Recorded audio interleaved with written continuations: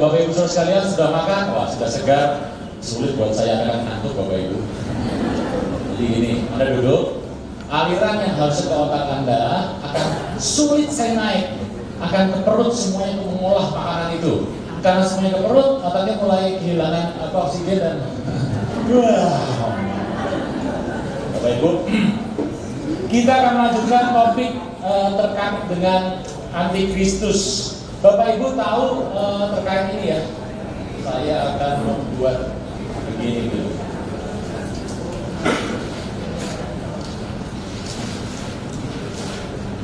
Yuk kita bahas mengenai pengangkatan. Satu lagi pengangkatan adanya di 1 Tesalonika 4. Ini penting nih.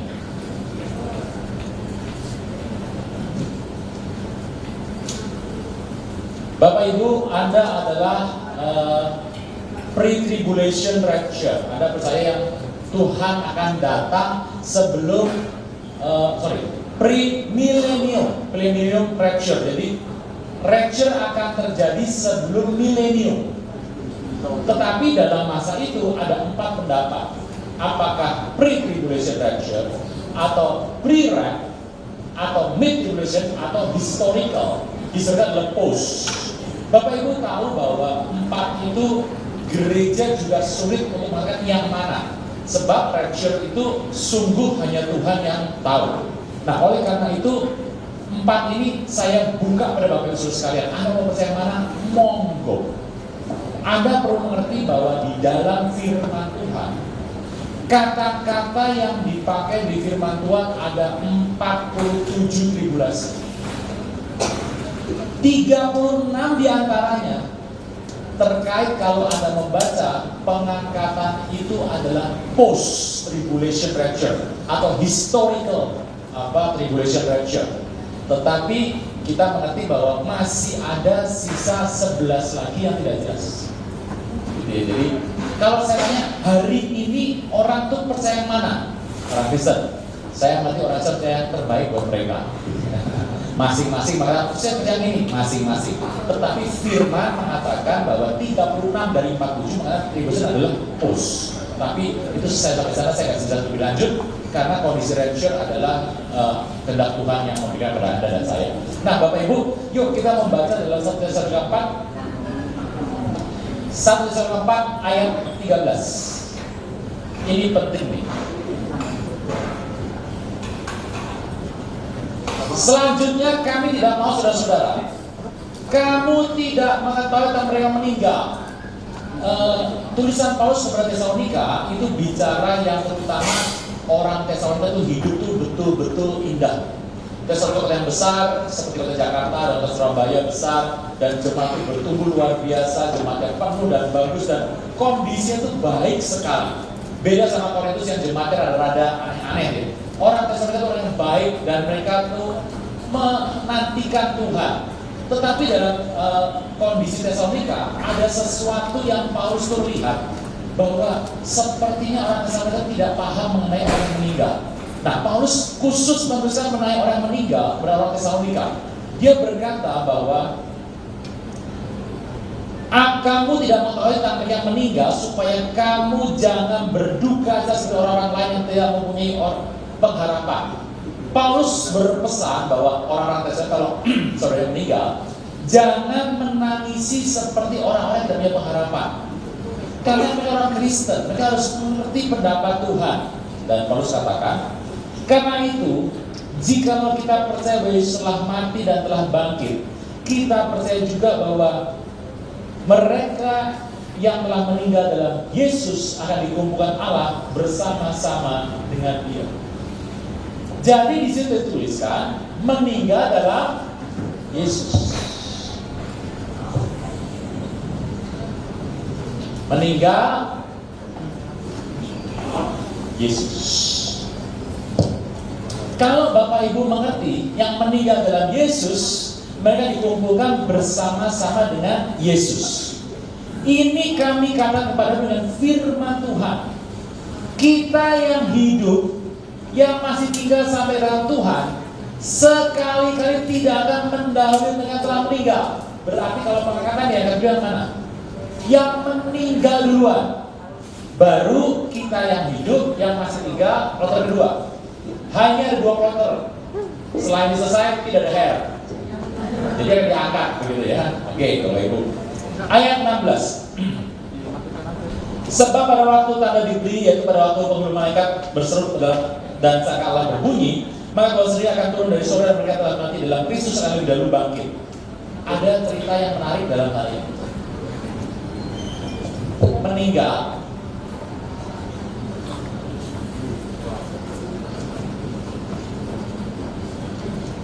Kristus.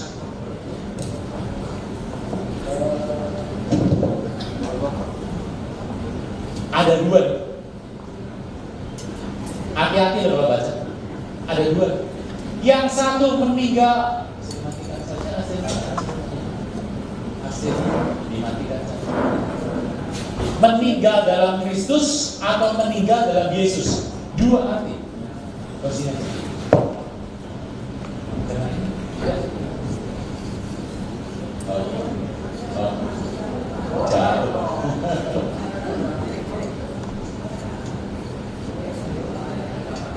Oke, nggak kelihatan.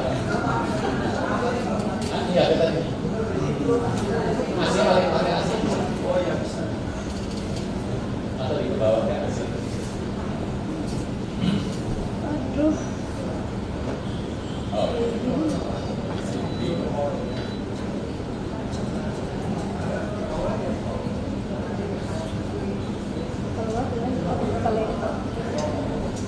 Ya. Makasih Pak. Ini ada 2 ini. Anda harus melihat ini ada 2. Yesus dan Kristus. Bapak Ibu, kalau saya tanya apa sih beda Yesus dan Kristus? Anda bertobat, Anda mengenal Tuhan atas dasar Yesus atau Kristus. Anda ngomong Yesus. Berarti Anda tahu beda Yesus atau Kristus. Anda pernah membaca nggak di kitab di 4 Injil, Roma, Kisah Rasul? Tulisannya kebiasaan banyak sekali tulis begini: Yesus Kristus, Yesus Kristus, Kristus. Tetapi kalau membaca tulisan Paulus, Tesalonika, Filipi, Efesus, Kolose, atau di Timotius, Anda ngerti mengenai Kristus Yesus, Kristus Yesus, Kristus Yesus. Yesus Kristus, Yesus Kristus, Yesus Yesus. Anda pernah baca itu? Pernah ya? Apa bedanya? Yesus Kristus dan Kristus Yesus, apa bedanya?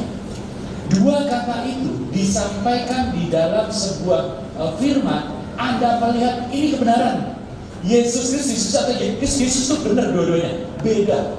Beda antara Kristus Yesus dan Yesus Kristus itu berbeda, Bapak Ibu. Bapak Ibu begini. Kalau Anda Yesus Kristus ya, orang yang belum kenal Tuhan, orang yang belum bertobat, dia dikenakan sama Yesus. Oh, dia kenal Yesus, kemudian dia akan mengalami Kristus. Kristus artinya adalah diurapi, Anda akan dipimpin, dibimbing, diayomi, Anda akan mengalami diurapi Kristus. Jadi engkau mengenal Yesus supaya engkau lebih dalam bersama Kristus. Tetapi kalau dia katakan Kristus Yesus, sudah pendengarnya adalah Kristen. Pada orang Kristen, engkau dikristuskan, engkau diurapi, dipimpin, dibimbing, engkau diayomi supaya engkau lebih kenal Yesus. Beda tuh Bapak Ibu. Udah pulang semua? Ya. Yesus Kristus dan Kristus Yesus beda atau sama? Beda loh Bapak Ibu ya. Anda kalau bertobat dikatakan pada Yesus, tidak ada orang sini tobat, yuk terima Kristus. Siapa yang ngomong begitu? Tidak ada.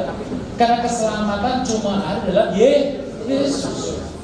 Yesus Kristus, engkau menerima Yesus supaya engkau mengalami Kristus. Engkau diurapi, dipimpin, dibimbing, diayomi. Tetapi kepada orang yang sudah lama dalam Yesus, yang sudah menjadi orang Kristen, dikatakan Kristus Yesus, engkau dipimpin, dibimbing, diayomi, diurapi supaya engkau mengalami Yesus. Beda sama apa? Beda. Ini beda loh Bapak Ibu. Beda. Paulus katakan, nanti yang diangkat, yang sudah mati kan, ada orang yang sudah meninggal dalam Tuhan Yesus sudah meninggal, yang meninggal itu akan diangkat.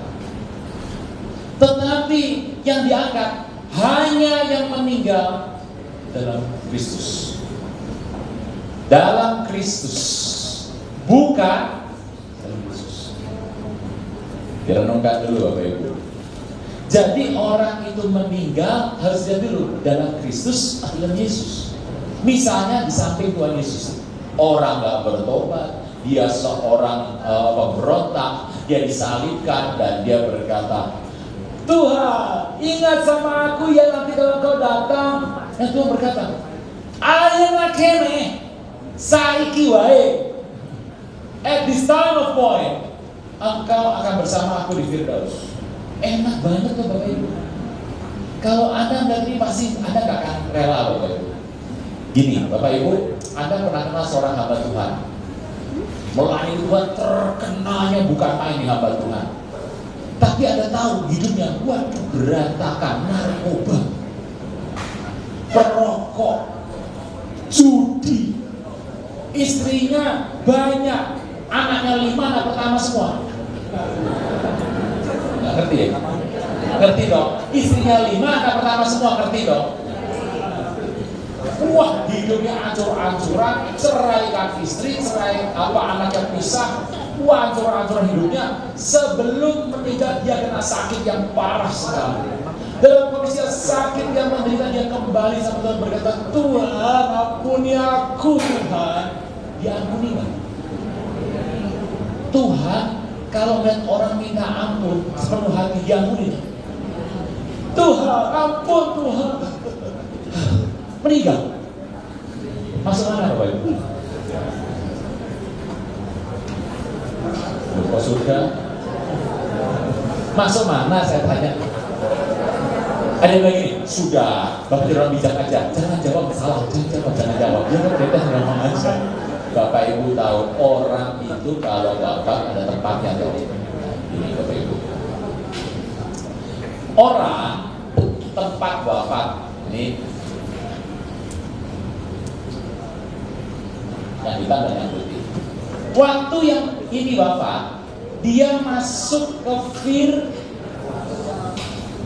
atau pangkuan Abraham. Betul pangkuan Abraham. Ini Paulus yang ngomong. Masuk ke Firdaus, pangkuan Abraham. Tetapi kalau orang ini wafat, dia masuk ke Hades atau Seol. Cerita ini dapat dari mana? Kita Lukas. Ada orang kaya dan seorang pengemis. Itu saya begitu. Pengemis yang meninggal, orang kaya meninggal. Lalu pengemis naik ke atas, dibawa oleh malaikat Tuhan di atas. Orang kaya juga meninggal, masuk ke sebuah tempat. Orang kaya berkata, aduh Tuhan, aku menderita di sini. Dan ada Bapak Abraham. Apa yang kau inginkan? Supaya engkau menyuruh orang miskin tadi, celupkan tangan dalam air dan kasih kepada aku. Aku sangat menderita. Dan Abraham berkata, gak bisa. Kondisinya engkau dan aku terbentang sebuah kondisi yang jauh yang tidak mungkin manusia bisa melewatinya. Berarti orang gak bisa saling berdatangi waktu dalam kondisi kematian. Kalau mereka di muka bumi ada hukum Musa, kalau mereka percaya, mereka akan hidup. Bapak Ibu ketawa. Ini jaraknya jauh banget. Manusia dari sini gak ke sini. Itu peristiwa itu terkait dengan keluarga Kayafas. Saya simpan dulu ke depan. Mereka kapan? Gitu. Jadi masuk sini atau masuk sini? Orang yang tadi yang sudah hancur-hancuran, narkoba, narkotika, terus kemudian merokok pasif, kemudian Perokok juga aktif dan judi, anaknya 5 anak pertama semua bertobat, meninggal. Masuk sini dong. Tetapi saya tahu Anda tidak rela. Anda nggak rela. Anda tidak rela. Enakan dia dong di muka bumi. Waduh, hidupnya serangnya mati sorga. Gimana Pak? Anda nggak rela. Berita kedua, ada orang yang dia orangnya baik sekali, melakukan pelayanan dengan sungguh-sungguh. Kemudian dia sebelum mati dia disakiti seseorang, dia bencinya bukan main, karena dia benci, dia ingin, pokoknya habis orang ini. Waktu itu meninggal. Mana? Ada rela? Tuhan tahu nggak ada rela? Ada rela toh? Tuhan tahu nggak ada rela?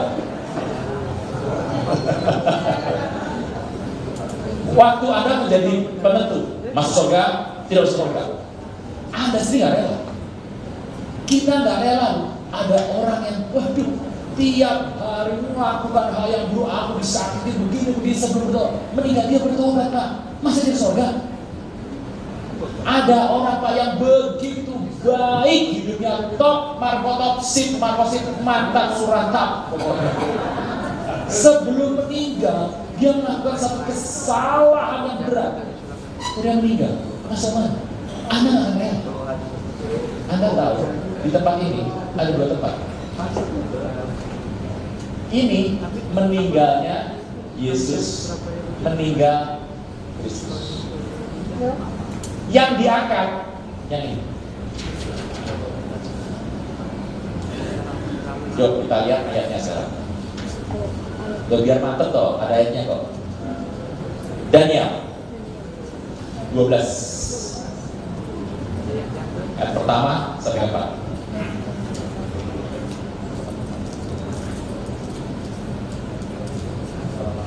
Pada waktu itu muncul juga Mikael, pemimpin besar itu yang akan mendampingi anak-anak bangsamu dan akan ke suatu keserangan yang besar, sehingga benar-benar terjadi sedang ada bangsa-bangsa sampai pada waktu itu. Tapi pada waktu itu bangsamu akan bertumpuk, barang sampai dapatin akan ditulis dalam kitab itu. Berikutnya 2. Dan banyak, bukan semua loh, banyak dari antara orang-orang yang telah tidur dalam debu tanah meninggal. Ya, meninggal toh. Meninggal toh? Dia belum, diem sos. Meninggal ya. Akan bangun, ya, bangkit. Sebagian untuk mendapat hidup yang kekal. Sebagian mengalami kehinaan. Dan sebagian kengerian yang kekal. Ini terjemahannya problemnya. Kata sebagian dituliskan hanya 2 kali. Sebagian mendapat hidup kekal, sebagian mengalami yang hidup. Padahal sini ada 3. Anda tahu bahwa Anda sering nyanyi salah dan padahal Anda bergoyang-goyang gitu. Yesus jalan kebenaran dan jalan kehidupan. Benar? Hanya gitu. Tahu gitu kan?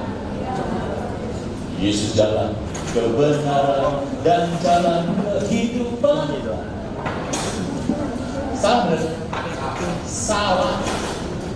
Yesus jalan kebenaran dan jalan kehidupan.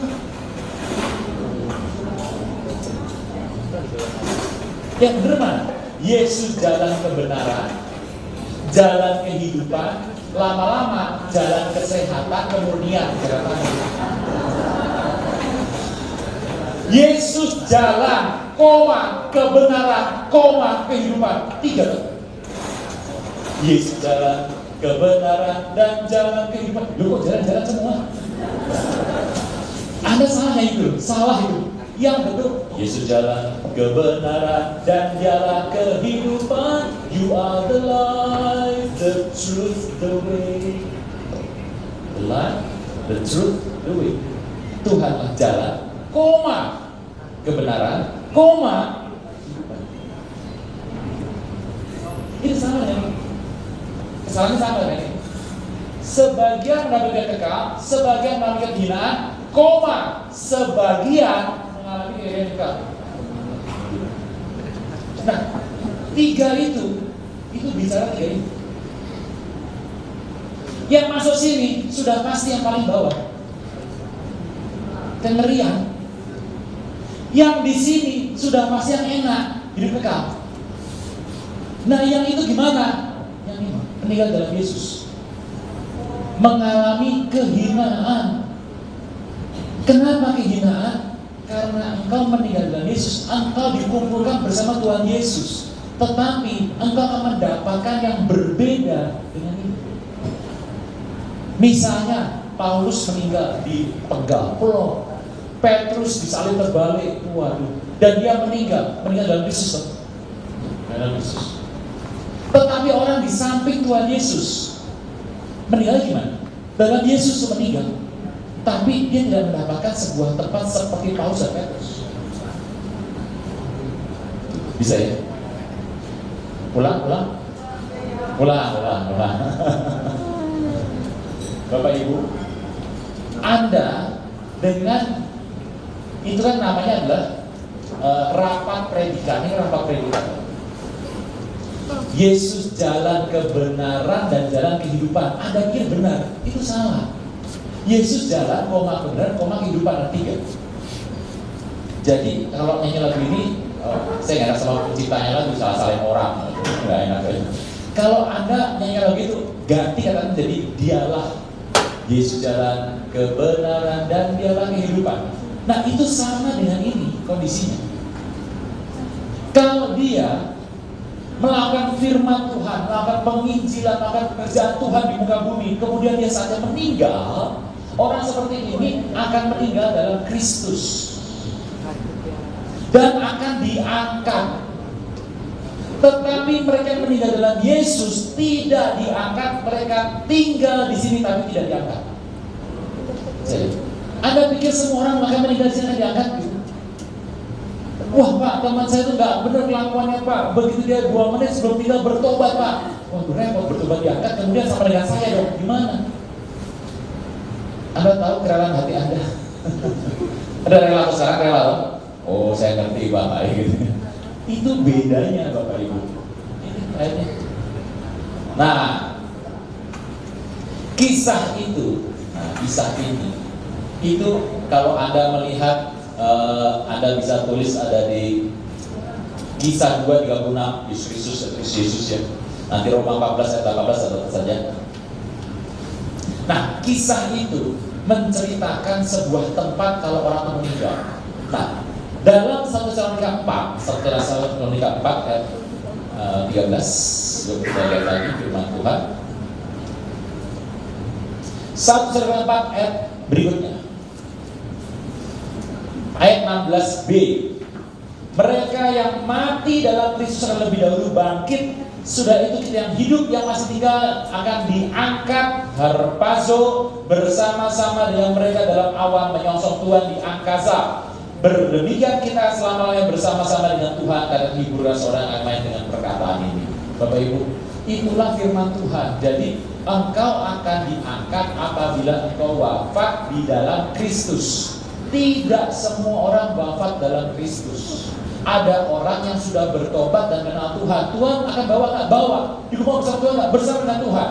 Tetapi ada beda pada saat pengangkatan. Bisa seperti ini. Paulus menggunakan kata Yesus dan Kristus bukan sebagai sebuah penggantian. Kata itu dituliskan betul-betul Kristus dan betul-betul Yesus. Sebab ada maksud di sana terkait dengan hal ini. Bisa itu, Bapak Ibu? Oke. Nah, yuk kita lihat bagaimana proses pengangkatan terjadi. Proses pengangkatan terjadi, Anda lihat ayat 16. Ayat 16 itu problem kalau Anda membaca, sebab ditafsirkan, dituliskan dengan kata-kata yang ada yang berbeda sebetulnya. Firman Tuhan bicara seperti ini, saya akan bacakan dengan kalimat yang seperti bahasa Girikanya.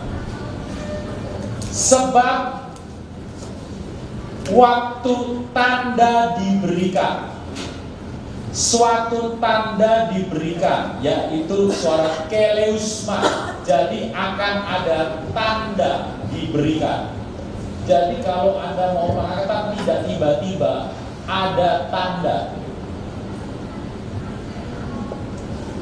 Keleusma, the voice of an order.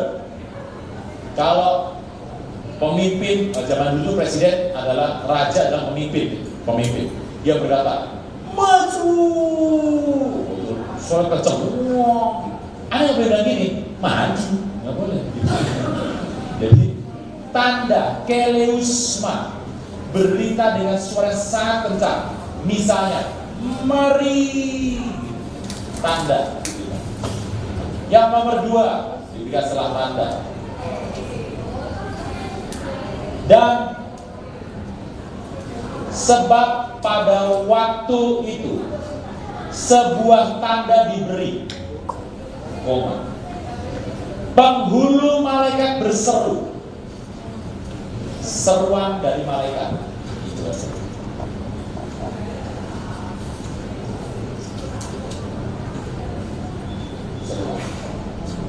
Dan bunyi sangkakala Tuhan, sangkakala Tuhan. 3 nih.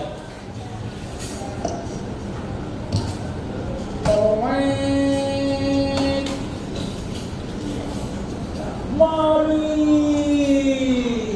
tanda diberikan. Semua orang melihat. Yang akan diangkat, hilang.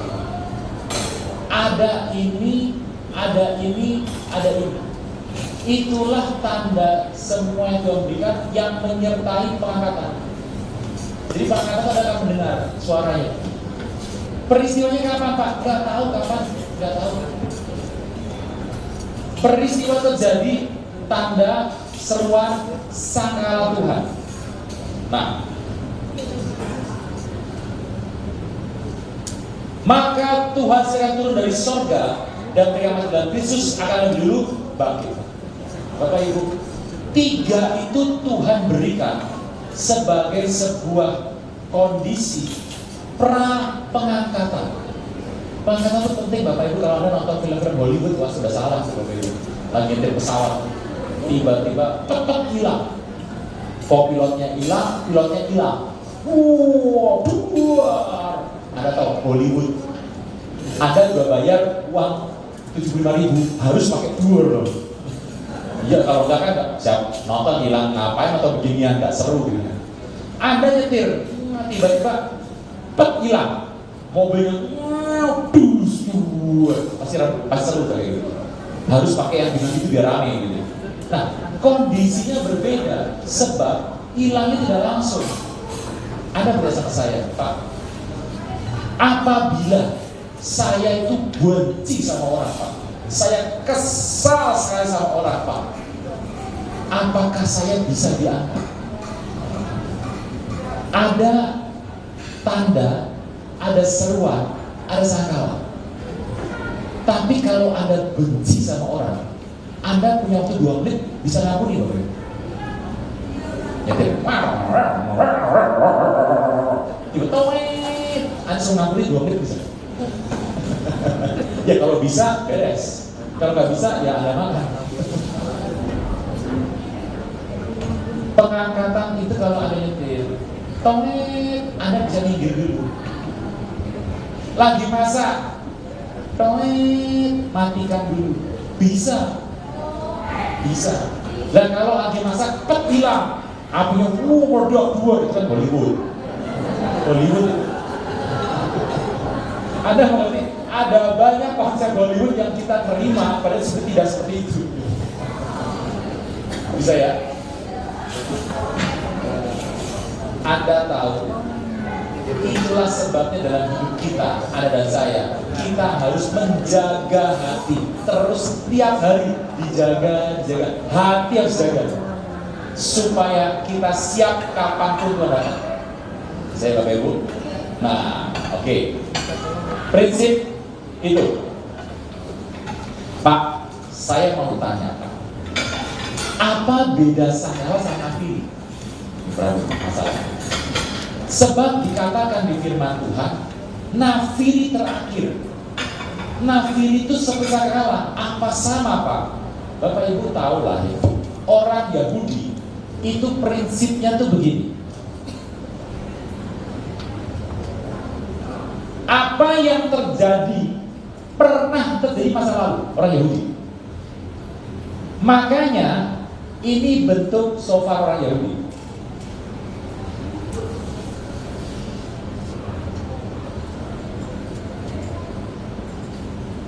Konteks itu disebut sebagai sangkakala.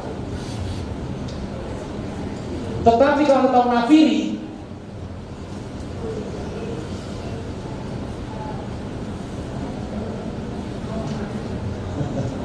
mana ini yang betul? Gimana coba? Firman Tuhan mengatakan ada sangkakala, ada nafiri. Oh sama Pak, sama gimana? Kalau sama ya seperti sama loh. Itu dua hal yang berbeda. Kalau Anda melihat di sini bunyi sangkakala Tuhan, tetapi Paulus mengatakan dalam Korintus bunyi nafiri yang terakhir, ada beda. Itu bedanya. Yang ini yang niup orang Yahudi. Dan orang Yahudi cuma tahu yang begini. Karena mereka kalau melihat satu dengan cara ini, apa yang terjadi hari ini terjadi lagi besok. PL merupakan satu kondisi yang pernah terjadi masa lalu akan terjadi lagi di masa PB. Tetapi kalau nafiri seperti ini, satu lulus depan, saya sampai lagi. Bagaimana lihatnya? Dua ini. Nafiri yang terakhir, yang ini, itu akan ditiup oleh malaikat. Berapa banyak Pak? Tidak tahu. Ini bukan firman ya, ini saya. Banyak orang berpikir di orang Yahudi ada 7 hari raya. 3, 1, 3. 3 yang pertama itu pertama Paskah 14 bulan Nisan. Kedua roti tak beragi, unleavened bread. Ketiga buah sulung. 3 ini penting bicara mengenai pertobatan Anda. 1, hari raya Pentakosta atau penuaian sama di muka bumi ini. Tuhan akan 3 Yom bukan Yom Kippur, hari raya Rosh Hashanah, tahun baru. 2 Yom Kippur, pertobatan. Yang ketiga adalah hari raya Pondok Daun. 3 di sini pertobatan, 1 di muka bumi, 3 hari raya sorgawi. 3 ini kita sudah mengalami. Hari ini kita mengalami 1 Pentakosta. Makanya orang Kristen jadi orang Kristen enak sekali loh Bapak Ibu. Kalau Anda bertobat, ada tema Yesus. Hidup di muka bumi adalah tahun panen raya, tahun yang berkelimpahan, sebab engkau telah hidup. Pak, hidup saya susah Pak. Lah kenapa susah? Anda harus bersyukur atas semua yang terjadi karena Tuhan. Anda mengucap syukur sama Tuhan. Tetapi 3 hari raya ini dipercaya orang Yahudi sebagai hari raya sorgawi. Nah, Bapak Ibu, kalau saya diminta, Pak, apakah betul rapture itu terkait dengan tahun baru Yahudi? Nah, saya ya, bukan firman. Saya bilang ya dan tidak. Ya kenapa? Ya Anda tahu di tahun-tahun Yahudi itu ada pesan-pesan Tuhan. Tetapi saya bilang tidak kalau terkait langsung dengan rapture banget. Tuhan katakan hari dan saatnya orang itu tidak tahu. Di Matius 24 Matius 24 itu adalah peristiwa, seluruh peristiwa. Misalnya Matius 3 sampai Matius 7 peristiwa terjadi sebelum pengangkatan. Matius 8 terjadi satu kondisi di muka bumi dan Matius 9-14 terjadi satu kegerakan yang Anda alami hari ini. Matius 24 ayat 15 sudah berbeda sebab Antikristus sudah muncul. Habis itu semua akan dihabisi. Dan kondisinya Tuhan katakan, tetapi tentang hari dan saatnya tidak seorang pun yang tahu, malaikat tidak, anak pun tidak, hanya Bapa. Bapak Ibu tahu konsep Tuhan Yesus. Tuhan itu ini Bapak ini Bapak. Bapak punya firman, Bapak punya roh. Sama dengan Anda punya perkataan, punya firman, Anda punya roh. Tapi roh dan perkataan Anda beda sama dan rohnya Tuhan, beda. Kalau roh Anda dipisah sama Anda wafat. Tapi kalau Tuhan tidak wafat. Nah, kondisi ini, roh itu begini. Ini Bapak, anak itu begini. Ini Bapak, anak itu begini. Roh Tuhan itu begini. Roh Tuhan, Bapa, firman. Mereka bertiga sepakat mengutus firman untuk mengambil manusia, menjadi dirinya manusia dan utusan Tuhan yang disebut dengan nama Yesus. Firman Tuhan, Roh Allah, Allah. Nah, prinsipnya Matius 24-36 itu berkata, tetapi tentang hari dan saat gak ada yang tahu. Peristiwa itu adalah peristiwa nomor 3, second coming. Peristiwa itu sudah nomor 3. Yuk kita lihat sebentar, Matius 24. Matius 24. Matius 24.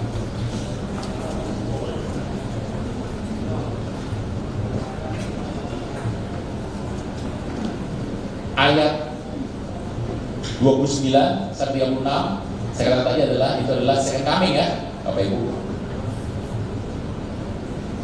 Ayat 39. Bagus, 39. Mereka tidak tahu akan sesuatu sebelum air bah itu datang dan melenyapkan mereka semua. Demikian pula hal yang kelak pada anak manusia. Pada waktu itu kalau ada 2 orang di ladang, yang seorang akan dibawa, yang akan ditinggalkan, Kalau ada 2 orang perempuan sedang yang memutar batu kilangan, yang seorang akan dibawa, yang akan ditinggalkan. Berjaga-jagalah sebab kami tidak tahu pada hari mana kamu Tuhan akan datang. Bapak Ibu, saya mau tanya, ini rapture atau second coming? Bapak Ibu tahu, ini konteks Yahudi dari Yahudi. Rapture tidak pernah dibahas eksplisit di Alkitab selain 1 Korintus 15 dan 1 Tesalonika 4. Rapture. Ini apa nih Bapak Ibu? Kalau Anda bilang rapture, Anda sedang mengaduk antara percaya Kristen dengan Yahudi, aduk-aduk. Kalau misalnya ayat 29 itu apa? Rapture atau second coming? 29.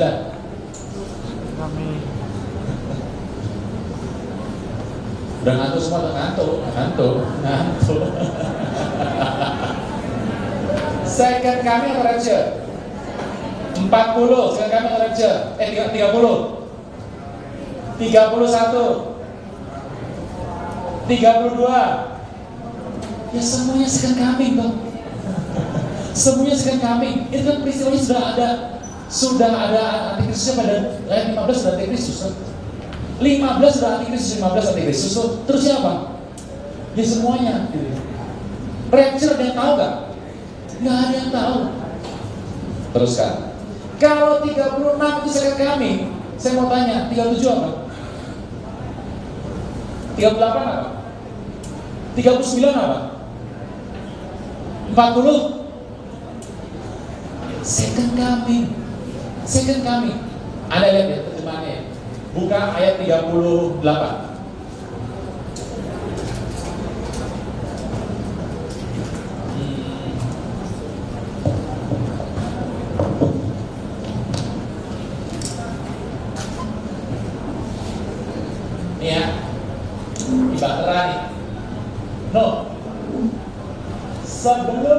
pada zaman sebelum air bah datang, mereka makan dan minum, kawin dan mengawinkan, tiba-tiba Nuh masuk bahtera, belum masuk, terus kan berikutnya. Dan mereka tidak tahu kan segala sesuatu, mereka tidak paham apa-apa sebelum air bah datang dan take them all. Diambil. Ini Nuh, ini orang-orang yang tidak paham nih. Take them all. Nanti dah. Demikian pula halnya dalam kedatangan anak. Jadi kedatangan di sini nih, Nuh dan orang-orang ini kondisinya akan sama dengan kedatangan anak manusia. 340. Pada waktu itu ada dua orang di ladang, ada dua di ladang. Yang seorang will be taken, yang lain ditinggalkan. Yang di taken itu mati nggak?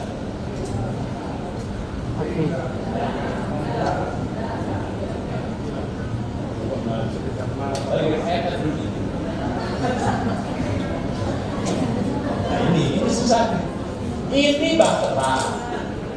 Ini ada orang-orang sini, yang makan, minum, kawin-kawinkan di sini. Wow. Terus punya masuk, masuk ini, punya masuk. Terus air bah. Yang ini diambil. Meninggal nggak? Meninggal toh? Yang hidup mana? Kondisi ini sama persis. Sarua sama bodoh sama. Ini sama persis dengan kalau ada dua perempuan sedang memutar batu bilangan. Yang seorang will be taken, yang lain ditinggalkan. Mati nggak yang diambil? Mati. Ya pikir dulu.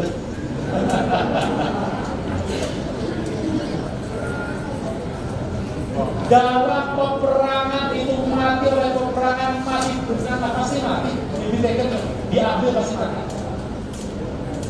Terus kan ayatnya 42. Sebelum 40.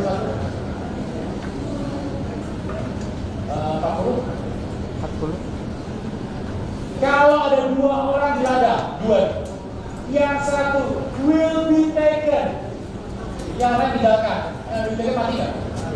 Mati Bapak Ibu. Ini peristiwa second coming, bukan rapture. Iya kan? Ini dua orang itu sama-sama tidak diangkat dulu. Yang satu diambil mati, satunya tidak. Yang putar kehilangan juga ada dua. Yang satu diambil dan mati, satunya tidak. Ini peristiwa second coming. Rapture-nya mana Pak? Ayo lihat rapture-nya. Ayat rapture ada di Matius 24, 45. Kalau Anda membaca di situ, perumpamaan tentang hamba yang setia, hamba tidak jahat, betul? Di bawahnya tulisan lagi tuh, perikop yang sama dengan Matius 24, yang ada di Lukas 12, 4-48, gitu? Ya enggak? Ulang.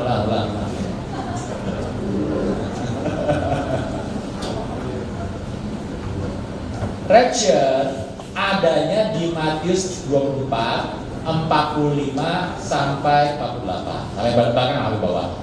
Nah, waktu Anda membaca perumpamaan hamba yang setia dan yang jahat, di bawahnya ada kata-kata tuh bahwa ayat ini itu akan sama penjelasannya dengan Lukas 12. Benar nggak? Yuk saya ajak Bapak Ibu buka Lukas 12.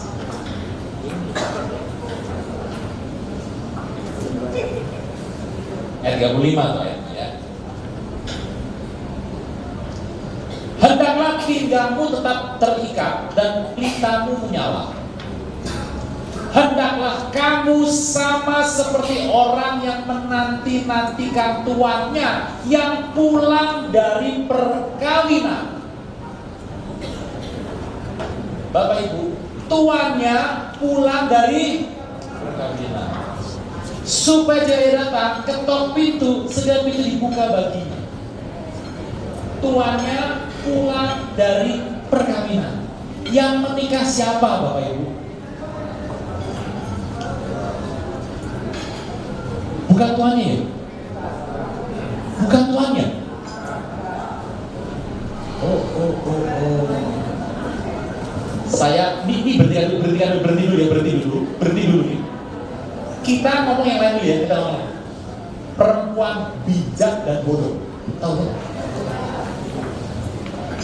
Mempelai datang, tidur semua tidur. Yang bijak tidur, yang oon tidur. Krakrok, wah pokoknya sumur pompa, gitu. Orang teriak, mempelai datang, bangun semua, semuanya bangun. Bangun. Kemudian harus bawa pelita. Waktu diangkat, yang bodoh bicara, bagi dong, minyaknya murah. Yang ini bilang, gak bisa, kalau aku bagi itu juga murah. Kamu pergi ke tukang minyak aja, cepetan, kamu cari sana. Nanti kalau dapat di sini. Waktu mereka berlima pergi, tiba-tiba datang, langsung pergi. Waktu sudah pergi, ditutuplah pintu. Mereka, tunggu, waduh, tutup pintunya, ketok-ketok, nggak dibukain. Bisa ya? Jadi mempelai sudah menikah itu. Jadi orang ini ngejar, nggak dapat, dan mereka menangis. Dan Tuhan berkata, itu yang jadi pada kamu. Anda melihat ini sebentar. Mempelai itu mau menikah sama 5 gadis bijak. Gimana Anda? Ya bangga. Nah, pecah lagi. Jawabannya ya tidak toh. Saya bercerita ibadah orang Yahudi. Ini saya cerita dulu ya. Orang Yahudi kalau menikah tuh ngomong sama papinya. Papi, aku tuh naksir sama itu. Anaknya si ini, papi mintakan dia bagiku. Gak boleh orang Yahudi pergi sendiri. Aku pergi sendiri. Gak boleh. Dia ngomong sama bapaknya. Kemudian bapaknya akan pergi sama dia membawa peralatan mahar, pergi ke rumah si perempuan. Yang bicara, udah gitu, udah oke semua nih, diserahkanlah mahar. Serahkan. Mahar itu diambil oleh si wanita. Mahar itu macam-macam, peralatan ada untuk untuk semuanya, untuk penampilan dia dan untuk semuanya dia akan punya. Terus si pria itu berkata, aku akan menjemput kamu nanti ya. Oke, udah. Terus pergi berangkat dan pulang.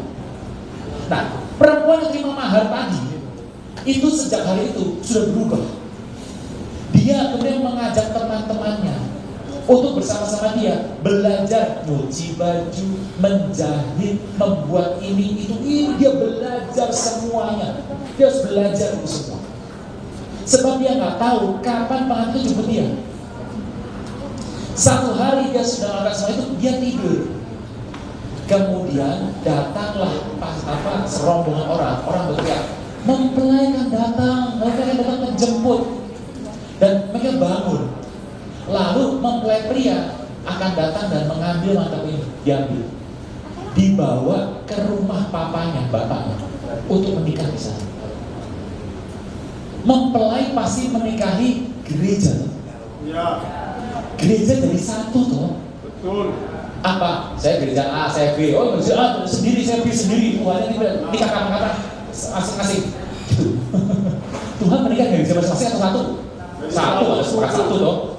Satu itulah yang akan Tuhan nikahi. Ya.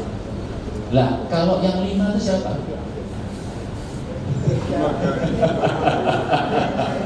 Itu pengiring mempelai wanita. Saya mau tanya sama Anda menjadi yang mana? Mempelai itu apa yang 5 yang bijak? Oh yang jadi bijak? Apa yang bodoh? Apa yang mempelai? Yang kita mau jadi mempelainya. Tuannya datang jemput Anda, nggak pergi tuh. Yang ini mau ikut gak ikut Pak, urusan mereka. Itu adalah orang Yahudi. Yang ini orang Kristen. Itu Anda dan saya. Iya toh Bapak Ibu. Masa, kalau gitu nanti mempelai menikahi 5 perempuan, poligami tuh. Orang Yahudi menolak poligami dan tidak ada poligami dari pernikahan Yahudi. Menikahnya harus dengan satu mempelai. Bisa ya Bapak Ibu? Bisa. Jadi pernikahan itu adalah sebuah kata-kata yang penting bagi kesiapan Anda dan saya. Tapi ingat, mempelai pria akan menikahi mempelai wanita satu saja, bukan dengan dayang-dayangnya itu. Nah, dayang-dayang itu siapa? Itulah orang-orang yang tertinggal masuk ke dalam kerajaan surga. Tetapi akan ada orang-orang yang mungkin sudah percaya sama Yesus akan masuk dalam kerajaan surga. Ada terbagi dua. Dayangnya terbagi dua, bodoh dan bijak.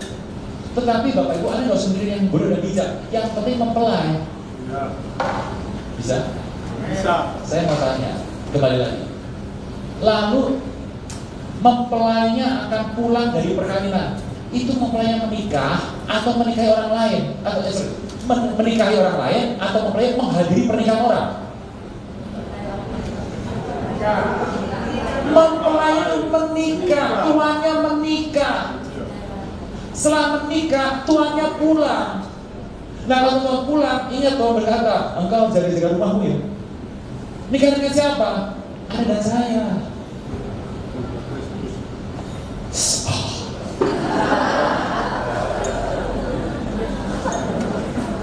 Pusing? Matius 24 ayat 45 itulah bicara seorang tuan rumah yang menikah. Tuannya yang menikah, bukan menghadiri pernikahan orang lain. Dulu saya pasti ada. Kalau ada perkawinan, wah dia pergi itu kondangan ini. Kondangan gimana? Tuannya menikah. Bisa ya Bapak Ibu? Mau dipikir-pikir dulu. Bisa ya? Itulah pada saat pengangkatan. Engkau akan dibawa sebagai satu tubuh Kristus untuk menikah dengan si Tuhan, Raja dan segala raja itu. Bisa Bapak Ibu sampai sini? Nah, oke. Firman Tuhan berkata, hari dan saatnya engkau gak tahu. Kalau Anda bicara mengenai hari dan saat,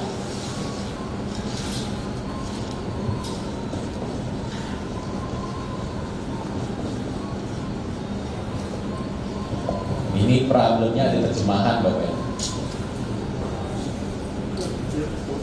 Hora dan Hemera. Hemera Anda tahu disebutkan sebagai hari. Hora, hour, jam.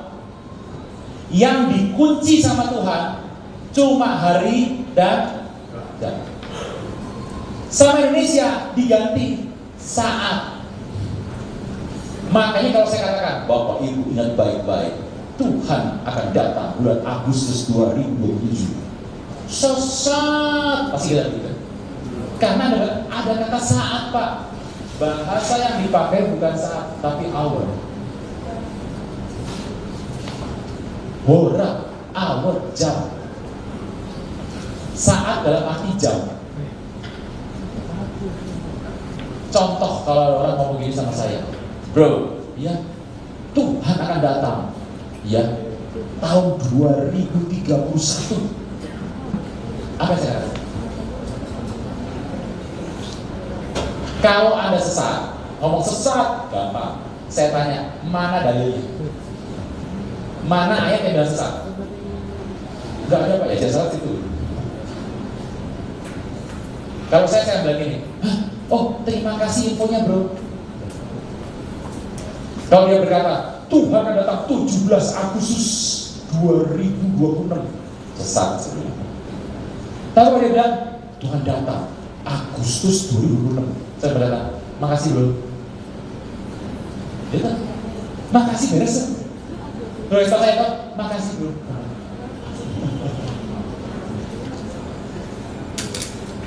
Lalu, ulang.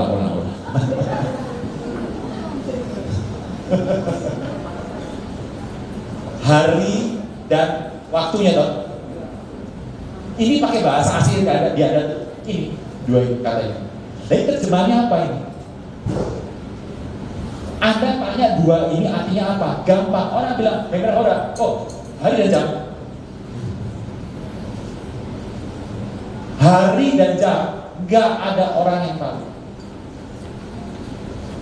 Bagi orang Yahudi gampang. Hari, jam yang tidak tahu sepanjang tahun cuma terjadi pada tahun baru. Itu aja. Nah, oleh karena itu orang Kristen kebanyakan mengacu dari pandangan itu, mengatakan bahwa pengangkatan itu kira-kira jadi pada tahun baru. Saya nggak tahu. Pokoknya ya seperti itu. Nah, kalau Anda mengerti ini, firman Tuhan berkata dalam Matius 24 ayat 36. Yuk, buka Matius 24 ayat 36. Matius 24 ayat 36.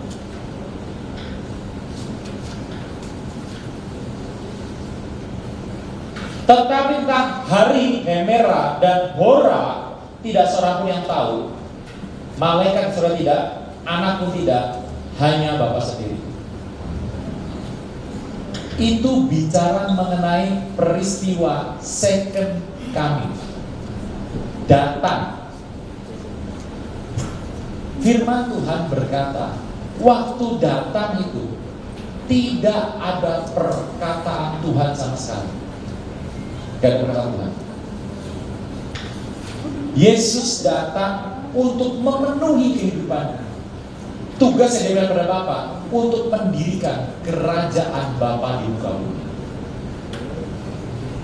Tetapi kalau pengangkatan Matius 25 ayat 13, berjaga-jagalah sebab kamu tidak tahu. Tidak dikatakan mana Yesus tahu, mana tidak tahu, tidak ada. Jadi Matius 25 ayat 13 itu bicara pengangkatan. Matius 24 ayat 36 berbicara mengenai second coming. Itu Bapak Ibu.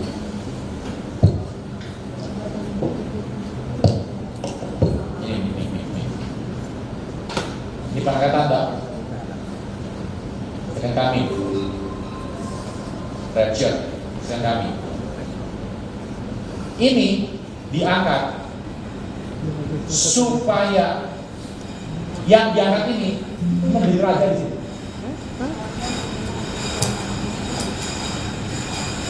Second coming tidak ada yang tahu waktunya. Second coming untuk menjadi raja di sana.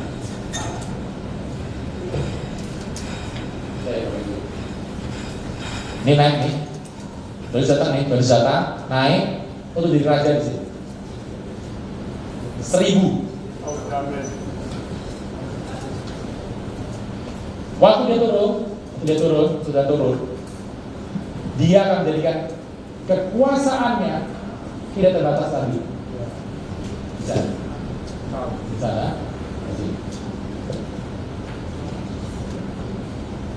Kalau di sini, apakah Tuhan tahu?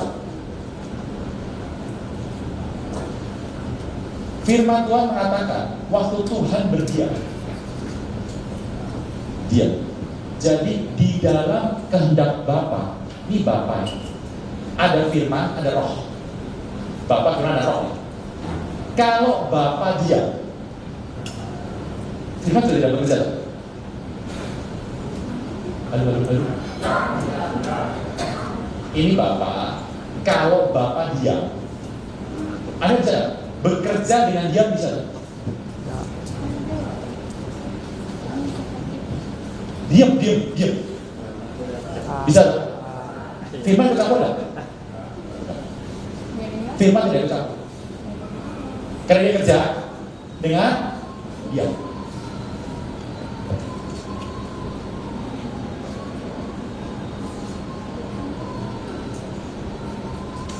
Kedatangan Tuhan Yesus ini, Anda cari ayatnya. Tuhan Yesus bicara.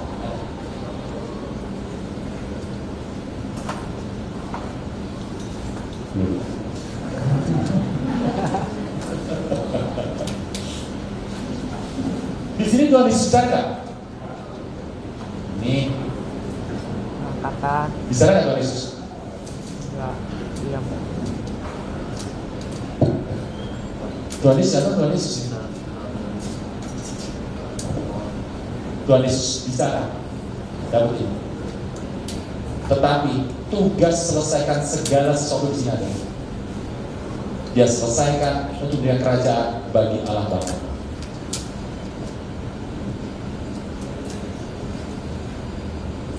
Buyang toh? Enggak, ya.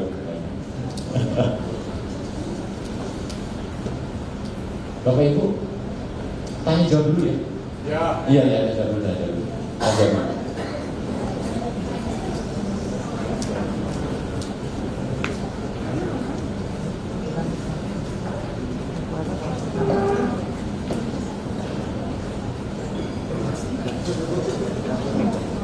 Enggak tanya jawab katanya. Mau tanya jawab. Oke. Ya, silakan.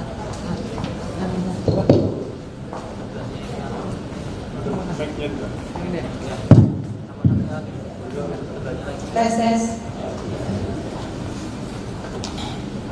Kalau Pak mau tanya, jadi yang tadi mengenai satu yang diambil, satu yang ditinggal,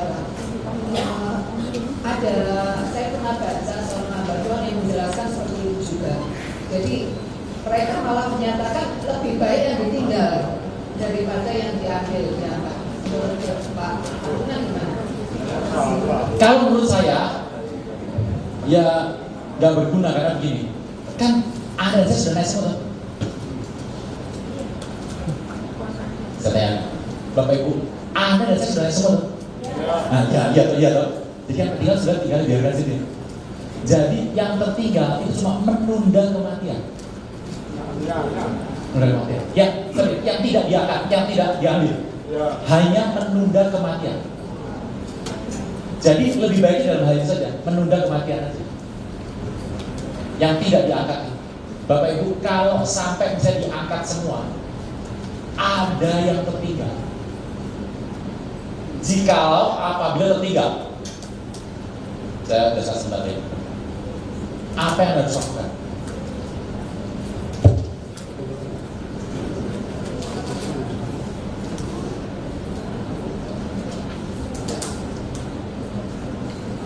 ABCD tertinggal, tidak diangkat, tertinggal. Apa yang harus dilakukan ABCD ini supaya selamat?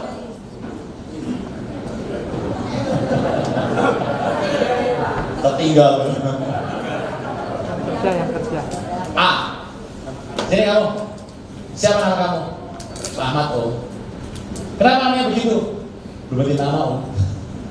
Kenapa nggak diangkat? Saya beri kesan baru 2 hari, gimana diangkat? Ngelakuin apa juga belum, belum puasa, mau doa juga belum tahu caranya. Ya nggak diangkat Pak. Kamu mau percaya Yesus atau percaya sama saya? Sekali Yesus tetap Yesus. Dor. Masuk mana? Masuk mana? Firdaus. Mati A. Bon B. Sini kamu. Ya Om. Kamu kenapa nggak diangkat? Ya, nah hidup aku penuh begitulah. Begini, begitu. Saya sakit hati sama orang banyak begini, macam-macam. Mau ikut Yesus apa tidak mau ikut Yesus? Nah, saya mau ikut Om aja deh. Dari bisnis juga nggak jelas, ikut Om aja dah. Dicatat misalnya.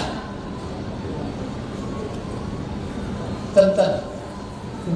Sini kamu. Nama siapa? Centen Om. Kenapa nggak diangkat? Yang disuruh ngomongin orang, ngejahatin orang, julid sama orang. Waduh, pinjam nggak bayar ya. Tapi dia ikut kelas pengajaran dia ikut, baru setengah pulang tidur. Kamu mau gimana? Mau percaya Yesus, percaya saya? Pilih. Dia mikir, percaya Yesus dong, tapi nanti saya dibunuh, kayak amat takut aku. Tapi kalau jangan aku takut lagi. Gimana ya? Mikir kelamaan, tembak, duar, mati. Masuk mana nih?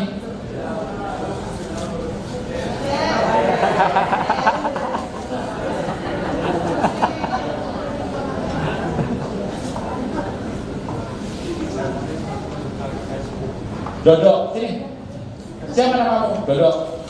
Kenapa mau diangkat? Hobi karate, sikat orang. Wah, hajar orang mana-mana, preman, Kamu percaya Yesus, tidak percaya Yesus. Seperti Ahmad, kalau percaya Yesus, tidak percaya Yesus. Seperti buat-buat. Lama mikir kayak kita kamu.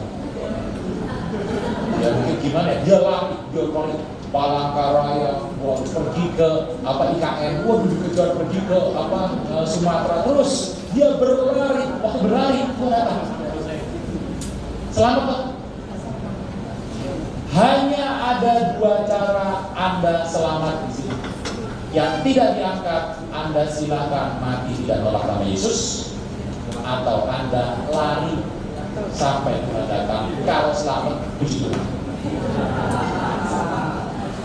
Dan jadi orang itu hanya menunda kematian. Oke? Ya, Pak. Oke, tes. Ada saudara orangnya di belakang. Oh ini lebih dekat Pak. Pengangkatan Pak. Shalom Pak Aruna, mau tanya. Tadi Bapak bilang ada yang pertama ada tanda, terus kedua seruan, yang ketiga sangka kalah dua. Nah, apakah semua yang di bumi ini dengar suara tersebut atau suara tersebut itu dengar secara di alam roh gitu, secara audible, secara jasmani atau alam roh? Sekian, terima kasih. Gini Bapak Ibu, pengangkatan itu adalah rahasia. Karena rahasia, yang dengar pasti orang-orang yang diangkat. Yang tidak dengar apa-apa, yang tidak diangkat. Jadi saya cuma bilang pengangkatan adalah hal yang rahasia. Artinya rahasia adalah itu tersembunyi, hanya diberitahukan kepada orang-orang tertentu. Jadi kalau menurut saya, ya orang-orang yang mendengar pasti terangkat. Tapi kalau udah dengar nggak angkat gimana Pak? Ya keberatan badan mungkin. Gitu ya, jadi rahasia, kita jawab karena rahasia. Oke. Terima kasih Pak untuk pemaparan sebanyak ini berkaitan dengan penyingkiran dengan penangkatan. Di sini Pak, Wahyu pasal 12 berkaitan dengan perempuan yang tidak melahirkan, lalu dibunuh oleh naga tua.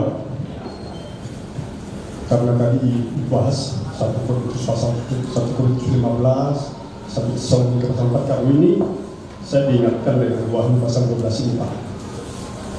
Jadi selama 3,5 tahun masih ada kekuatan dari setan antikris nabi palsu berkerajaan di bumi. Dan yang saya maksud di sini karena perempuan ini yang tidak melahirkan ini dilindungi oleh Tuhan, kemudian dia diberikan 2 sayap burung nasar yang besar untuk disingkirkan ke padang gurun.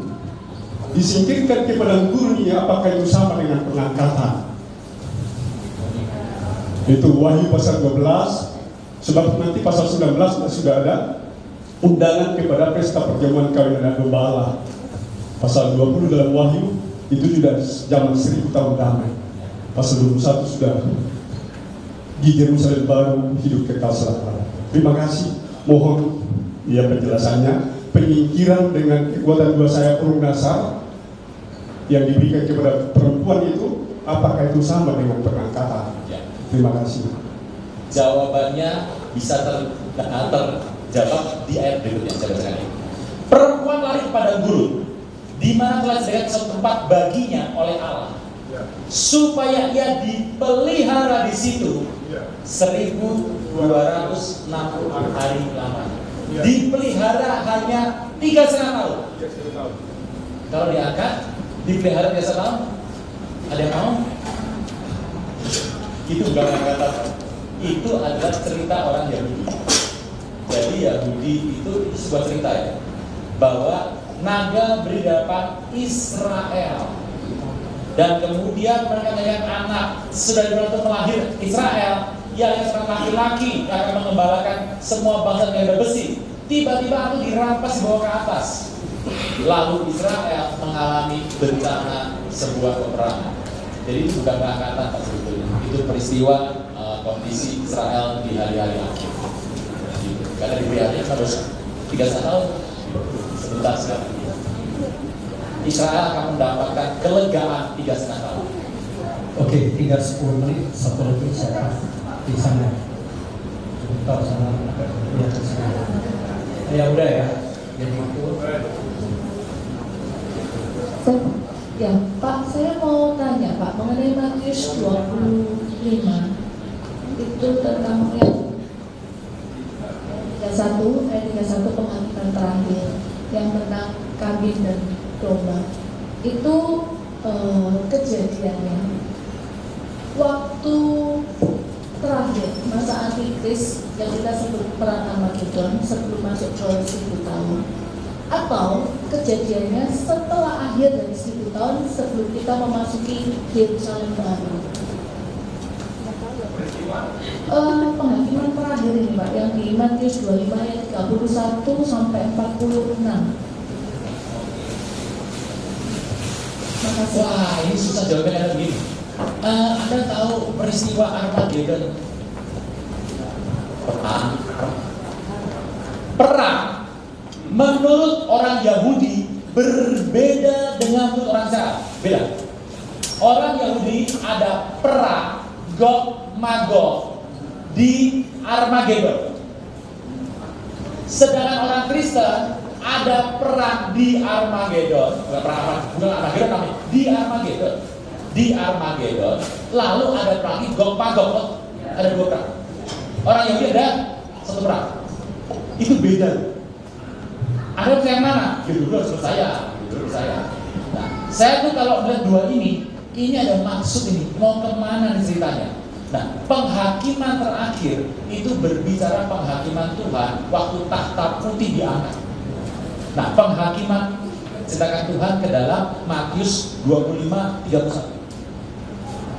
Dan peristiwanya apa itu Pak? Waktu Armageddon atau 1000 tahun? Itu telah terakhir semuanya, ada penghakiman. Kan ada tata putih toh? Tata putih adalah setelah 1000 tahun. Berarti setelah Gog Magog dan setelah Armageddon. Jadi peristiwanya seperti itu. Setelah Gog Magog dan Armageddon. Oke. Pak, di Lukas 18 ayat 8 coba ditayangkan. Lukas 18 ayat 8. Evan. Pak. Nah ini loh Pak. Aku berkata kepadamu, ia akan segera membenarkan mereka, akan tetapi jika anak manusia itu datang itu bertemu yang baik. Manusia dengan Yesus dengan itu kunci, kata kunci iman. Iman tadi itu berbicara dengan tadi itu adalah yang diurapi oleh Kristus tadi, mati dan Kristus tadi. Dia proses. Kata kunci di sini ya Pak. Orang diselamatkan atau tidak masuk ke Firdaus atau ke surga itu, apakah Firdaus itu tempat ya kita bilang surga itu ada tingkatan-tingkatannya, ada perbedaannya. Orang yang mati dipenggal, yang mati karena Kristus, mati sakit lah ya, dengan orang yang baru terakhir hidup mati terima Yesus, hidupnya penuh dosa, diselamatkan. Nah ini ada kunci kaitan relasi dan iman itu apa Pak? Ini setahu saya, iman adalah Tuhan. Kalau kita ketemu Tuhan nanti, ada banyak pertanyaan dari surga. Saya bocorkan beberapa, jadi ada dijawab. Yang pertama, Tuhan akan bertanya, mana talenta? Pulangkan. Ada orang yang sampai mati gak tahu talentanya. Jadi tempat yang paling berharga di mobil di kuburan. Bukan tambang emas, bukan freeport, kuburan. Ada orang mati sampai mati gak tahu talentanya apa. Balikin talentanya. Terus yang kedua, mana bunganya? Wah, saya nggak tahu apa bunganya. Pertanyaan ketiga, iman harus kau jaga. Jaga iman dan gampang Bapak Ibu. Naiknya susah, tapi jatuhnya gampang, jatuhnya cek jatuh nggak bisa tetap. Tapi naikin iman itu berat sekali. Anda harus menjaga iman. Sebab apa yang buat tanpa iman adalah dosa. Iman tanpa perbuatan mati. Perbuatan tanpa iman dosa. Iman dengan perbuatan puasa. Gak ada iman, gak ada perbuatan, ngapain lu hidup? Jadi itulah kira-kira Pak. Jadi iman itu harus kita pertahankan terus karena Tuhan bertanya tentang iman kita di akhir nanti. Termasuk gua ya Pak. Oh iya, gua Ada satu lagi siapa tadi ya? Udah, oh ini sini ya. Bapak Ibu maaf sebentar. Hari ini saya tuh akan ada di Surabaya sampai berhari-hari dulunya. Jadi saya pulang rumah juga buat apa ya? Kan masih ada. Jadi Bapak Ibu kita sehari apa? Atau loh, kalau ada sebelum pulang aja nggak apa-apa Bapak Ibu. Ya. Shalom Pak. Ya shalom. Pak, saya mau tanya yang tentang Bapak tadi menjelaskan di Firdaus itu kan mati dalam Kristus sama mati dalam Yesus ya Pak ya. Itu kan Bapak tadi bilang ada yang ditinggal gitu Pak. Jadi ya ada yang ditinggal yang mati dalam Yesus, ada yang ditinggal. Ya, maksudnya kan ada yang ya jadi kan orang mati ada yang masuk Firdaus, ada yang masuk Seol kan. Ya. Terus di Firdaus kan tadi Bapak Dua, ya. Dua. Ya. Tadi dua, nanti Ya. nah itu Pak yang diagram ini Pak. Oke, ya. Mati dalam Yesus dan mati dalam Ya. Yesus. Nah, itu kan ada yang kalau berkaitan dengan Pak Presiden yang bilang yang misalnya dia perbuatannya disampaikan di layar, 14 menit yang coba itu kan masuk akun. Nah, mati dalam Yesus kan. Maksud saya gini, pada waktu mati dan dia mati di dalam Yesus itu berarti dia stay forever di Firdaus. Oh, yang kan harus naik ke surga. Naik. Bukan surga. Naik. Gini. Bapak Ibu ini kata soal organ. Kita kalau naik ke atas nanti, kan ada kata surga dong. Saya melihat surga. Surga yang akan Bapak Ibu dan saya terima itu bernama langit baru, bumi baru. Kalau aku sih pernah dapat jawaban. Tahu ya? Surga yang ada sekarang surga tidak pernah dikasih kepada Anda, tidak pernah. Surga yang sekarang milik Tuhan. Tapi yang terjadi adalah Anda dan saya akan menerima surga yang bernama langit baru, bumi baru. 1000 tahun di bumi, 1000 tahun di bumi, lalu penghakiman yang lain ke surga. Langit baru, bumi baru. Anggap ya Bapak ya. Dia tampakannya tambah bingung ya.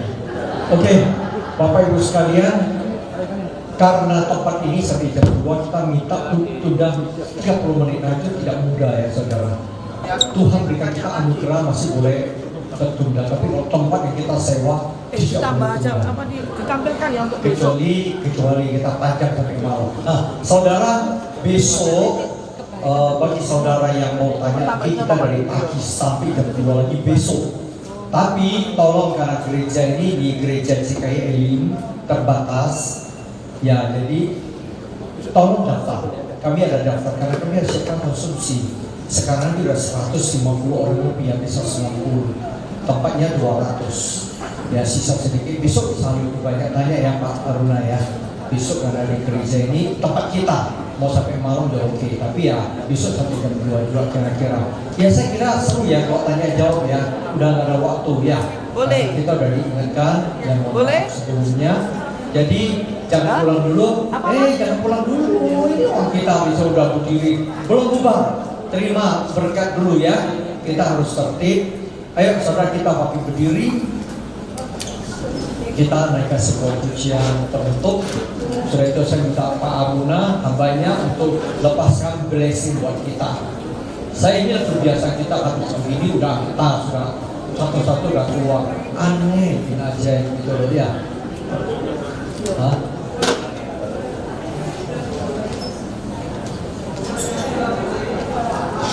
Gimana terus Pak Aruna?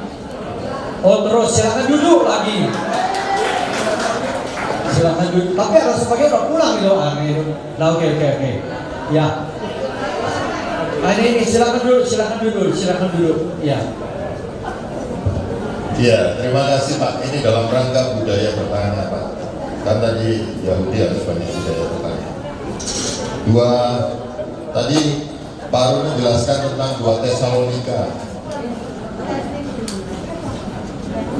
yang tentang rapture Pak. 2 Tesalonika 2 ayat 3. 2 Tesalonika 2 ayat 3 di situ disebutkan ada yang kita nggak tahu kan second coming Pak, yang hari dan jamnya kita nggak ada yang tahu, semua nggak ada yang tahu. Tapi untuk rapture kan itu kan ada tandanya Pak, bahwa ada murtad dan dinyatakan manusia durhaka. Artinya kita bisa melihat tanda-tanda itu untuk rapture, betul ya Pak? Oke, ya pertanyaannya itu Pak. Artinya rapture bisa diperkirakan waktunya kalau ada tanda-tanda seperti itu. Tanda itu terjadi dalam satu kelompok. Tanda, seruan, sangkala. Satu kondisi kejadian des gitu. Jadi tidak tanda udah dari 5 hari datang lagi seruan gitu, 10 hari datang lagi, enggak. Satu jadi dalam waktu kurun waktu yang singkat.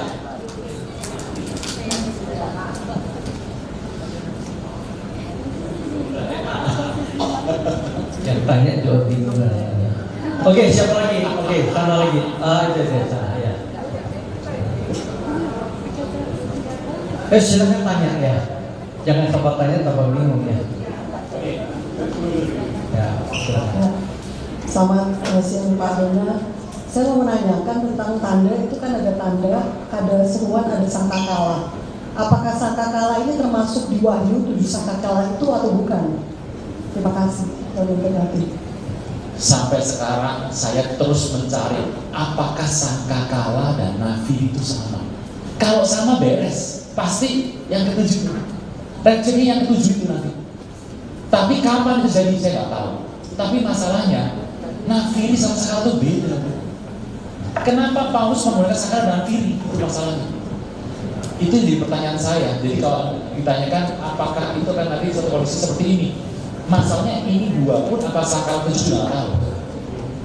Tapi kalau kita melihat nafi terakhir dan sakral terakhir, kemungkinan ya sama, tapi terbeda. Makanya saya nggak berani ngomong dalam sebuah ibadah seperti ini terkait dengan hal ini. Oke, Ibu Abu Kincian. Pertanyaan, apa itu Abu Kincian?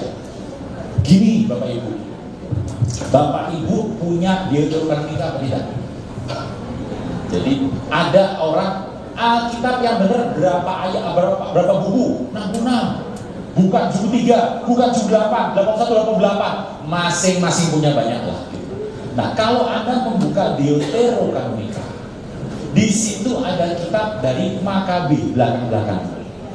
Makabe itu yang pertama mengajukan konsep purgatori.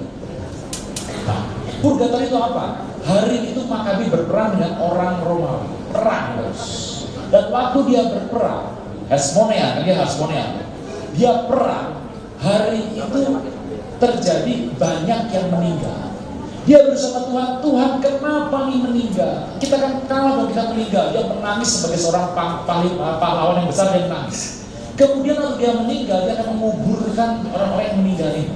Waktu mau dikuburkan, ketahuan ternyata di dalam tubuh orang meninggal ini mereka tuh mencuri harta benda atau barang-barang untuk dipakai diri sendiri. Maka dia kaget, waduh ini gimana dong? Terus dia bingung, kalau dia ngomong kepada banyak orang rakyatnya, kira-kira kan lemah semangat. Tapi nggak ngomong gimana? Kemudian Makabe berkata, kita berdoa. Dia berdoa dan menyucikan semua mayat-mayat ini dan berkata, orang-orang ini biarkan Tuhan masukkan ke purgatori. masuk ke sana, nanti dalam masa-masa didoakan terus, dia kemungkinan akan diselamatkan. Jadi orang-orang yang mati ini kondisinya aman-aman saja. Nah, konsep purgatori dari situ, Makabir. Sejak itu dipakailah purgatori ke dalam kehidupan hari ini. Ada gereja yang percaya, ada yang tidak percaya.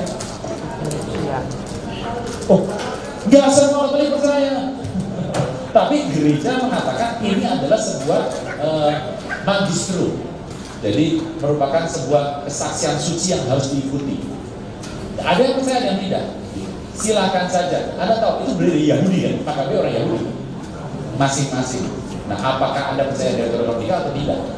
Itu saja.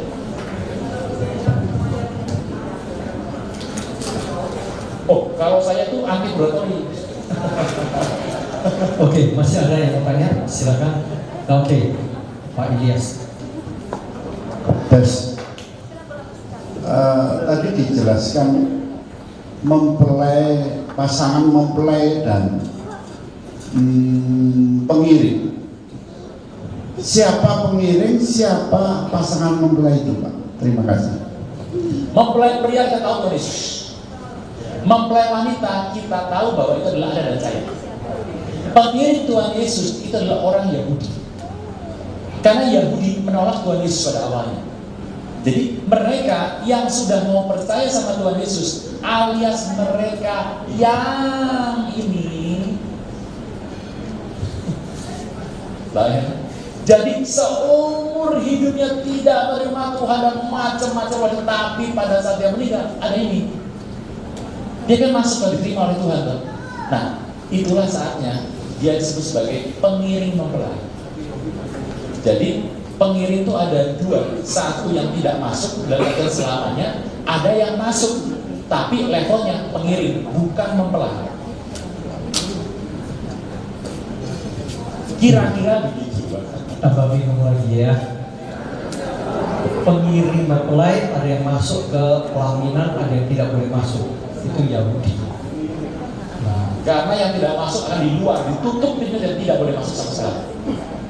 Ya. Lanjut ditanya lah, Pak. Pak Dian.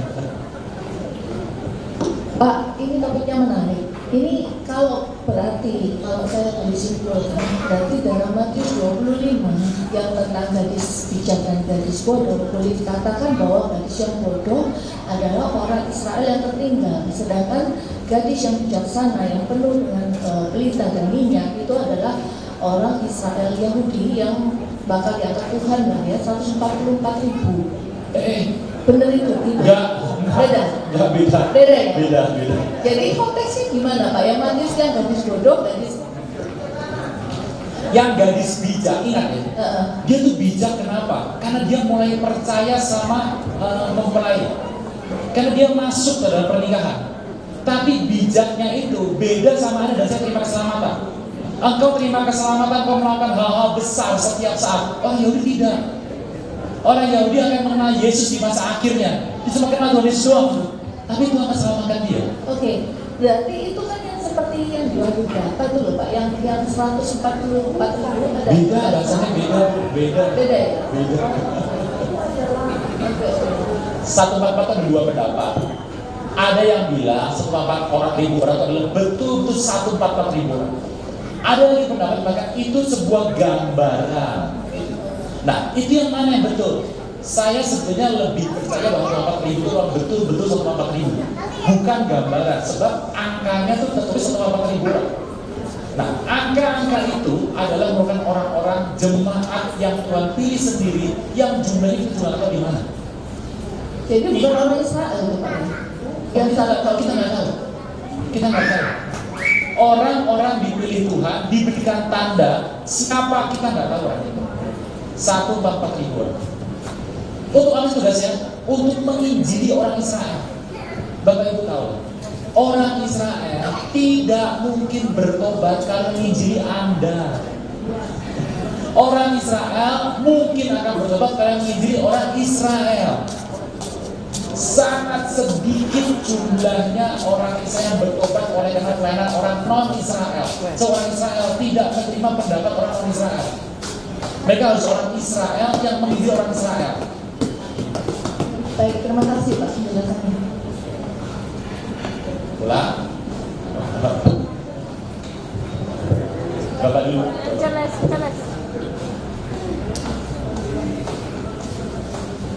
Maaf Pak, Bapak dari gereja mana? Itu aja pertanyaan saya. Saya berjemaat di GDI Jemaat Induk Senayan Jakarta, gedungnya di Balai Kartini. Gembala saya Pak Niko Nyotoraharjo.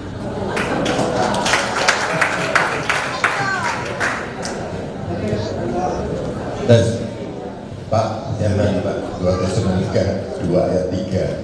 Di situ kan disebutin harus datang dahulu murtad dan harus dinyatakan dahulu manusia durhaka, Ya. yang harus binasa. Tapi kalau kita teruskan di bawah Pak, ya kan ada, kalau secara rahasia kedurhakaan telah mulai ayat 7.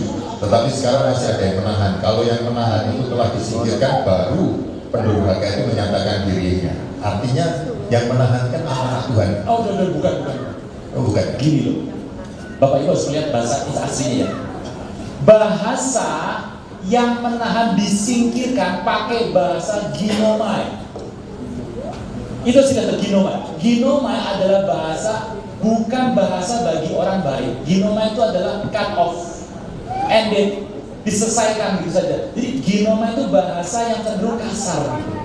Nah, Tuhan itu melihat kenapa bentuknya kasar, sebab tokohnya itu adalah apabila yang menahan disingkirkan. Kalau kita baca di Wahyu, ada perempuan, bajunya indah, racun besar, naik sebagai binatang, ya kan? Tapi yang bunuh siapa? Waktu itu naik, dia mabuk oleh darah saksi Kristus, mabok, jatuh, pluk, tiba-tiba binatang membunuh perempuan. Itu ginomai. Jadi itu kaitannya ke perempuan yang pelacur besar, yang laganya selangit jatuh dan dibunuh oleh binatang. Binatang siapa? Antikristus. Dia membunuh perempuan itu. Jadi yang menahan binatang itu berdasarkan seorang perempuan besar yang mabuk. Itulah yang menahan. Bukan anak-anak Tuhan, sebab baca dipakai ginomai. Halo. Ya Pak. Pakai ada lagi? Silakan. Itu Pak. Silakan langsung aja. Ya, siap Pak. Nah, saya mau tanya tadi kan yang diceritakan kalau yang meninggal di samping Tuhan Yesus di salib itu kan masuk ke taman Firdaus ya. Oke. Nah, kemudian kalau yang jahat kan masuk ke Hades. Oke. Nah, kemudian kalau tadi yang disampaikan kalau yang meninggal dalam Kristus dia akan masuk dalam bumi dan langit baru. Langit dan bumi baru. Bukan. Masuknya ke Firdaus dan ke Hades. Yang masuk Firdaus ada 2. Oh, ada. Nanti yang ini tuh akan bangkit. Yang ini nggak bangkit, tetap di Firdaus. Oh. Berarti nanti yang di Firdaus itu nanti yang mati dalam Kristus menunggu sampai menunggu aja. Nah, itulah kehinaan. Loh, kamu kenapa nggak naik? Ya nunggu sini. Kenapa nunggu? Hina dia. Nunggu. Oh. Terus pertanyaan Pak yang ini Wahyu 12. Nah itu kan perempuan itu melahirkan bayi. Nah, bayi itu diampas ke surga. Apakah itu juga tentang pengangkatan? Bukan, Tuhan Yesus. Oh, tentang Tuhan Yesus. Perempuan itu Israel yang melahirkan Tuhan Yesus. Terus diangkat ke surga. Dan Israelnya kemudian mendengar sayap terbang. Oke, terima kasih. Oke, ada lagi? Oke, silakan. Naganya, nanti saya lagi keluar akan serubutin orang. Ayo, masih ada 10 menit. Pak, saya mau nanya tentang ada orang yang sudah percaya dengan Yesus, tapi belum sempat dibaptis, sudah meninggal. Itu dia masuk di mana itu? Bapak Ibu, Anda yang belum dibaptis, dibaptislah. Sebab baptisan itu penting kali.